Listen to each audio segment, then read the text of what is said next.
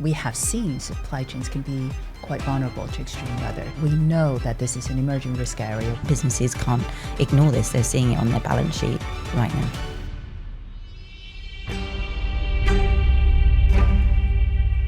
Today we're talking extreme weather and adaptation, and I'm joined by Dr. Linda Yueh, a fellow in economics at Oxford University and adjunct professor at London Business School. On the board at Standard Chartered, she chairs the Culture and Sustainability Committee.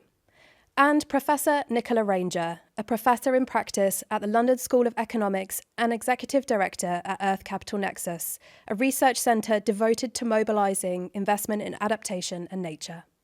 So thinking about extreme weather events as being one of the most significant risks, how did you get into this area? Why is it so interesting to you? I'm an economist. I'm at Oxford University and London Business School. My research is on economic growth and increasingly both the quality and the quantity of growth. But I also write on when growth doesn't happen, which is my last book was called The Great Crashes. So I've looked at crises as well. So in my area of macro, I became very interested in sustainable development. And I had the honor of actually addressing the United Nations high-level forum on the Sustainable Development Goals. Amazing. And what about you, Nicola? Well, I started life as a scientist, so my PhD is in atmospheric physics. Wow. But one of the things that I realised, so after my PhD, I had the opportunity to work in government in the UK. And one of the things I realised that is actually, as much as the scientists can provide the evidence, actually, unless we can translate it into economic and financial terms, it becomes very difficult for that to be understood. So that's why I sort of made this transition into more the economics and finance, first sort of working at Treasury, working at the World Bank, working at Oxford for a while as well, and then now at the London School of Economics. And a lot of my work is about sort of bridging that gap between the science, the economics and finance. And I work particularly with financial institutions, both public and private, so a lot with ministries of finance around the world and central banks, but also with financial institutions to help them develop the tools that are needed to bring the science into their decision making, but then importantly to find like the investable opportunities. So a lot of my work is about what's the role of government in creating that right enabling environment for investment, and how can financial institutions be working to support this transition as an opportunity for this more resilient, nature positive and net zero future. The world has changed profoundly over the last 20 years and is continuing to do so in unpredictable ways. One of the risks that has emerged as a really high priority is climate risk and the impact of extreme weather events. Linda, what is the impact this is having at board level? I think it's a massive consideration now for boards and has, I think, a number of implications for how boards operate. So one is you want to have a risk appetite. So in other words, a board needs to assess what are the scenarios that extreme weather could pose to its operations. So for a bank, to its lending. And I think the way to do that is to not use backward-looking models, but actually do look at scenarios. What different types of climate scenarios could look like, what a central scenario could be, what an extreme scenario could be, maybe also what a benign case would be. And I think then boards could give that oversight, that strategic direction to the executives, to operate their business in the most resilient way possible. Earlier in my career, I actually started with some time in the insurance industry. There was a big event in the insurance industry, or a few big events. 1992, Hurricane Andrew struck Florida, and it was the first time that a number of insurers went insolvent as a result of that. And it was the first time that the insurance industry really got to grips with, we can't just look backwards in time to understand risk. We need to think about modeling risk more explicitly. And that led to a big revolution in how the insurance industry functions and its understanding of risk, and it's using models and data to understand that, and also big changes in regulation as well, requiring firms to conduct risk analysis. And Nicola, you're someone who's obviously had a lot of experience in the sustainability space and thinking about climate risk as something that is increasingly on the agenda for boards and for corporate organisations. How has that landscape changed over the last 20 years or so? Well, it's changed a lot, actually. And in terms of the science, so you mentioned at the start that this is sort of unpredictable. We're seeing these changes. But actually, from a scientific perspective, actually what's playing out now is what's been expected from the scientific community in the last 20 years. And I always say the main difference is being that actually things are rolling out much more quickly than we estimated 20 years ago. I think what has changed in the last 20 years is the level of understanding in business of these risks. And it was certainly even, say, 5 years ago, I was at sort of COP26 talking about these issues about the private sector and adaptation. And at that time, it was really difficult to get the private sector interested in these issues. They sort of saw it as a long-term issue that they don't need to worry about now.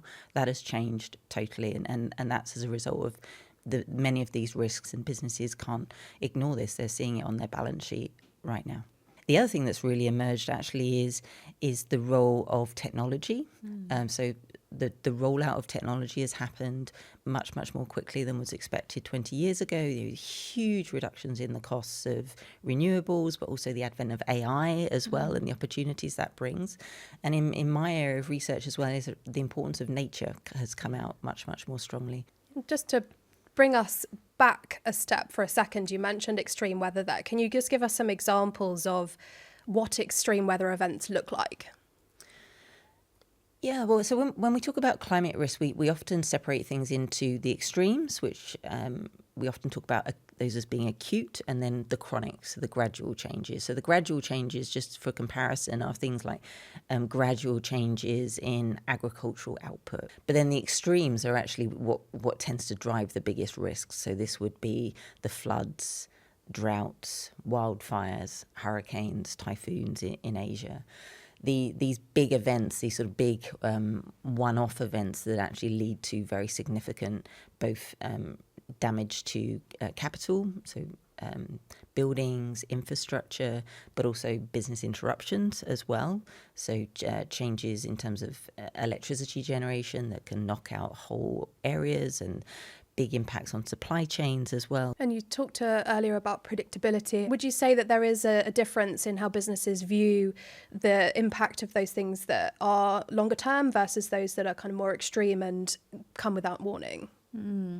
I think both are important. So I think if we look at a lot of boards' governance reporting requirements, it picks that up. So in other words, we have risk reporting in two areas. So one is the kind of main risks that a board needs to look at. So it's the things which are quite known. So we know about the erosion to nature, natural capital. We know that global temperatures are rising. So those are, as you say, chronic changes that impact, well, I was going to say the risks, the climate risks that a board, a company faces. But there's also the emerging risks. So we also have to map what could happen. So we don't know exactly what will happen, but as Nicola said, we do know there's an increasing frequency of things like floods, which could disrupt, for instance, your supply chain, your warehouses. We do know that there are typhoons, which could disrupt production and supply chains in Southeast Asia and other parts of the world. We do know that there's risk which are emerging. We may not be able to forecast it precisely, but we know that this is an emerging risk area we need to keep an eye on. And I think also, not to be too technical, but a lot of the reporting that boards have to do is also trying to pick up longer term risks, which kind of incorporates everything that I've said, and to think about preparedness. But Nicola, I wonder if you could just share a bit more about the business side of this and how you and others are supporting organisations in really coming to terms with this type of risk. When we think about physical climate risk, we often do think about it as, it's all about infrastructure, it's about buildings, but it's actually much bigger than that. This is a fundamental transition in where our food grows, our water supplies. It will lead to big changes in our energy infrastructure. Energy is very water dependent, and water is one of the biggest sources of risk. So actually, because we're thinking about a structural change, every business in the world is going to have to confront this risk and think about, what does that mean for my business model? What does it mean for my clients? What does it mean for my supply chains? And I think this means that for banks in supporting their clients and their counterparties, this is a huge necessity, but also an opportunity. And it's awful to speak about opportunity in the context of climate change, but this is a huge a financing need. And in your experience on the board at Standard Chartered, you've obviously been there for a few years. You chair the Culture and Sustainability Committee. How have you seen that conversation changing in terms of how the execs view this type of risk? I'm very glad that climate risk and nature-related risk are very embedded in how the bank works. What I have seen is Standard Chartered really taking an active role in the analysis, in helping develop the ecosystem around how you could finance, how you could help companies adapt to these risks. Nicola, would you say that's one of the things that has changed over the last 20 years or so in terms of how people view this? So it's not just a nice to have anymore. It's not just, putting a green stamp on something. It's genuinely making a difference and it's actually beneficial. Most definitely. So, 20 years ago when we were looking at this topic, it was very much about sort of comparing these costs of action versus the benefits. So looking at the costs of inaction, the costs of action, comparing those. But actually, that's totally flipped around now. So that, even 20 years ago, we knew that the costs of action were going to be significantly less than the costs of inaction. But now, actually, it's even more so. And we recognise now in the economics that actually acting this transition towards a green, sustainable economy is beneficial. So, it is more costly not to be doing this, and not just in terms of climate change, but in terms of the opportunities for innovation, for new technologies, the opportunities to expand your client base, to become more innovative and more competitive. All of these things are delivering benefits right now. So it's no longer about just about this is a future issue, we need to address it now, there's a cost. But actually, this is a big opportunity today. Over the last, say, 4 or 5 years, there's been a real increase in focus, particularly amongst banks, actually, in this area and in getting to grips with what does that mean day to day for us. We work a lot with banks, particularly on sort of understanding that risk, looking at frameworks to bring that into day-to-day decision-making, looking at questions, what does it mean for credit risk? What does it mean for probabilities of default for these different types of assets? And where are these opportunities? And actually, one of the pieces that we've worked on with Standard Chartered is as part of the Climate Financial Risk Forum. So the Standard Chartered co-chaired the group on adaptation over the last year. And there we developed these frameworks to help banks and other financial institutions really build this into their decision making. And actually on scenarios was a key area that we looked at. And can you share any more examples of what organisations are doing to try and defend against some of these extreme weather events? Yeah, so there's a range of things. So for instance, if you have warehouses, so supply chains obviously are, we have seen supply chains can be quite vulnerable to extreme weather. So if you think back to, this is now maybe a decade ago, there were floods in Thailand, and it severely disrupted supply chains in Southeast Asia, which had global repercussions because so many supply chains, global value chains, are done, in terms of disaggregating production. So you have a bit that's done in one country, and then Thailand, which is a leading manufacturing hub in ASEAN, which is the Association of Southeast Asian Nations, and then it gets shipped off to Europe. As for final sale. So these GVCs, global value chains, are integral to how international trade is done. So severe flooding in Thailand just disrupted global trade, and then therefore GDP, national output for lots of countries, not just in the region, but actually had global repercussions. So how can you make that more resilient? So supply chains need alternatives. So it's about building in, some people call it redundancy. I sort of describe it simply as you have plan A, and then you need a plan B, You probably also need a plan C and a plan D. And so you just need to have options. So when people say you're resilient, what does that really mean? It just means that you have alternatives, and having where you can shift production in that example could have mitigated some of that impact for clients and actually for economies. And you've mentioned cost. Obviously, it is, or has been, prohibitive in some cases because it is, as you've said, expensive. And a lot of the areas where some of these extreme weather events are hitting, there's not necessarily the funding in place. How is that starting to change, and what's the role that banks play in supporting that? Transition does have a cost, but there's no reason why that after you transitioned, you wouldn't be more productive, efficient, and you'd have a better quality of growth. We could have gone a different way. It's one of those what if questions in history a century ago.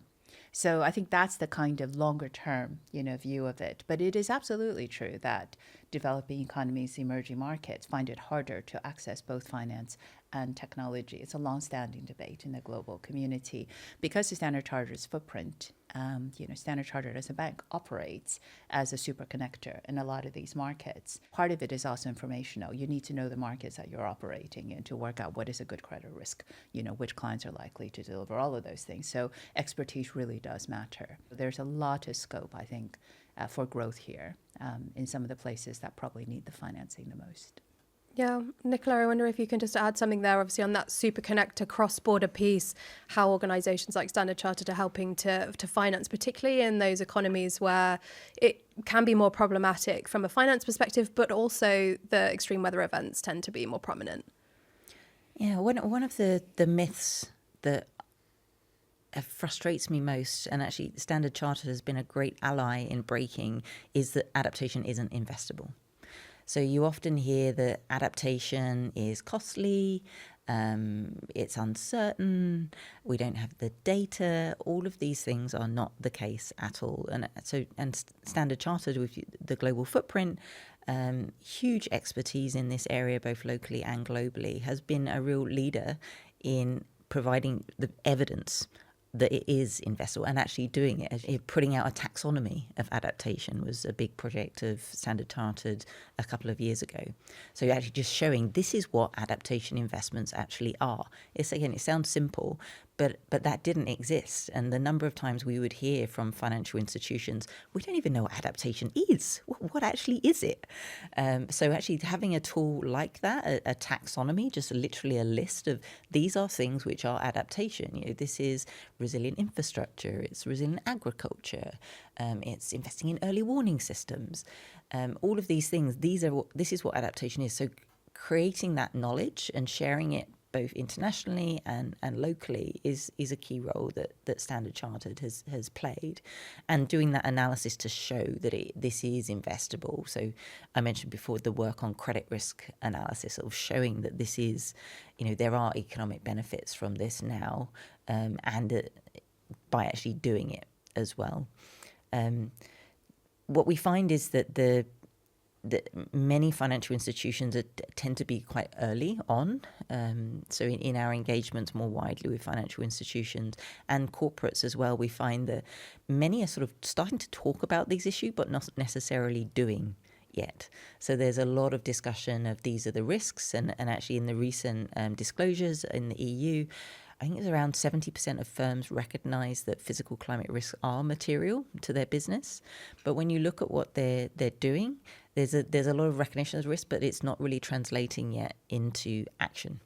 So I think that's the transition that we need to see now, and that's where banks like Standard Chartered, I think, can play a really important role, both providing the knowledge, but also the financial instruments, the products to do that. And another area that we've been focusing a lot on is sustainability-linked finance as being an opportunity in this area, because it's a way that you can actually incentivize firms through the design of the product, through offering an interest rate reduction, for example, to take this action. And I know one of the things that in the work that we've been doing with Standard Chartered that they've comes across really strongly is that this investing in adaptation is reducing your risk. And that means that you can access more capital at cheaper costs. So it is it makes very strong financial sense, and particularly in areas like infrastructure, which is, we've talked a lot about agriculture, we've talked a bit about energy, but infrastructure is so urgent that we bring adaptation into this, because we're locked into this infrastructure for the next 20, 30, 50 years. We talk a lot about adaptation financing gaps. So the adaptation financing gap is around sort of 200 billion a year, we think, at the moment. So it's big. But actually, if you look at the financial flows just for infrastructure, that's about 2.9 trillion a year. So if we can be bringing adaptation into those day-to-day decisions that are being made on infrastructure investment, for example, we can be going a long way to solving the problem. Does that resonate with you as well, Linda? Obviously, you are on the board of Standard Chartered and you do have these conversations quite regularly, I'm sure. Have you found that in your experience, they're asking questions around, what are others doing, and does this stuff really work? I think Standard Chartered is in just in a really leading position in this area. So I think generally boards do like to see what others are doing and how we can do it better. So there is a lot of benchmarking. So I completely agree that the more you can share knowledge, so, some of the work that Standard Chartered has put out, I think one of them had like 100 investable cases, just to show this is actually where, you can make the investment, and as examples for others to consider and to think about. So I do think, as we all, work in this area, and different boards, different companies, different financial institutions are looking at it, the more that we can learn from each other and share knowledge, I think that would all help develop what is, we've given some examples, but I think adaptation is still quite a relatively new area for a lot of corporates. So it is about, trying to, move it forward and shift the dial. And you only do that by giving practical examples and use cases and what others have done, and also lessons learned, because some of it doesn't work. So, what not to do. Yeah, exactly. And just building on that, actually, to take us into the more positive space, what makes you both most hopeful about the way that financial institutions, but also more broadly organisations, are responding? I think the paradigm has shifted. So I think that engaging, not just with the risk side, but also in the case of financial institutions, the revenue side, I think this is a different way of thinking about how you generate growth for your markets, for yourself. I've mentioned a couple of times, I think there is more of a focus on the quality and not just on the quantity of growth. We do care about the quality of our society, of our environment, and I think that is a very different way of approaching how companies as well as governments, think about growth. And you mentioned, Nicola, the relationship between net zero, which is about trying to achieve net zero in terms of carbon emissions, which countries have signed up to do by 2050. The nature part of it underpins increasingly a lot of that transition. So in other words, we talk about carbon emissions, but we're really just talking about the planet and preserving nature and that relationship. So I think seeing everything holistically and, and just making that BAU, I think is actually something that's come from, I think, the last few years, even though work has been going on for quite a long time. What about you, Nicola? Only even 5 years ago, when I first started talking to a lot of different financial institutions about this topic, I remember at the time we one of the findings of research we did from interviewing organisations was actually that insurers were well ahead of the banks. So in terms of understanding risk, because insurers have been doing this for decades, and I mentioned the 1992 and the Katrina obviously was another big shock to the insurance industry, and we found that banks were actually a long way behind. Now that has totally changed, and it's really great to see banks, in particular Standard Chartered, sort of moving from this, okay, now we've got a handle on the risk, and now we've seen that actually investing in adaptation, investing in resilience, in net zero, in nature, is not just an opportunity in terms of new clients, new business lines, but is actually reducing our systemic risk. And I think that shift to understanding the system and the role that finance can play, that positive role, is a very significant one. And I think as well that one of the changes that we've seen, particularly in the last year, is financial institutions are really pushing forward despite some of the regulatory changes that we're seeing. So things like rolling back in some disclosure in Europe, some of the changes that we're seeing in other parts of the world. Despite some of these potentially governments rolling back a bit, we're seeing the financial institutions moving forward. And the reason for that is because there is a clear business case to do so. And if you were both to share something that you would like our listeners to take away from today, what would it be? The role of capital allocation in society is critical in so many ways. The decision that financial institutions make, what to finance, what not to finance, can really move the dial. So, I do hope that we move the dial on climate, on coping with extreme weather events. And I think, financial institutions can play a key role here. And there's a lot of risks, but opportunities. Yeah, so I think that alignment between reducing risk and opportunity is a key one. So one thing I would like to people to take away from this is that, yes, adaptation is about reducing risk, but it is also more than that. This is a new business opportunity. This is about a shift in thinking about how to support clients. It's interesting. We often hear sort of net zero is the opportunity. It's about new technologies. This energy, industrial revolution. But adaptation is just about managing the stuff that we can't deal with any other way. But it's more than that, and it's about this investing now, both in making different sectors resilient, but also as you said, in this sort of fundamental natural capital on which our economy is depending, and that itself leads to very significant growth opportunities. Thank you both so much for your time. Super interesting conversation. Oh, thank you very much, Emma. Thank you. Great conversation.